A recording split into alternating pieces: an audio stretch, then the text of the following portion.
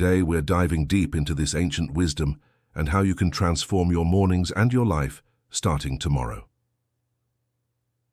The Emperor's Dawn. Picture this. It's 5 a.m. in ancient Rome, 170 AD.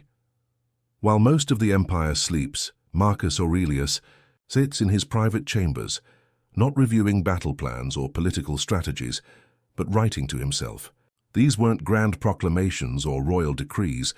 They were intimate conversations with his own soul. What we know today as his meditations were actually his personal morning journal entries. Marcus understood something we've forgotten in our rush to check notifications and dive into our day. The morning hours are sacred.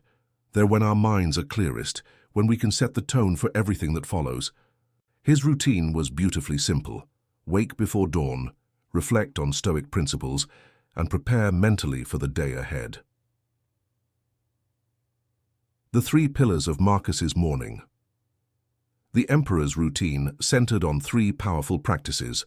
First, gratitude reflection, not just listing things he was thankful for, but deeply contemplating the transient nature of all blessings. He'd write things like, when you wake up in the morning, tell yourself, the people I deal with today will be meddling, ungrateful, arrogant, dishonest, jealous, and surly. Second, mental rehearsal of difficulties. This wasn't pessimism, it was preparation. By visualizing challenges before they arose, Marcus trained his mind to respond with virtue, rather than react with emotion. Finally, he'd remind himself of his mortality and the day's impermanence, not to depress himself, but to focus on what truly mattered. Why this routine was revolutionary. What made Marcus's approach revolutionary wasn't just the content, it was the consistency.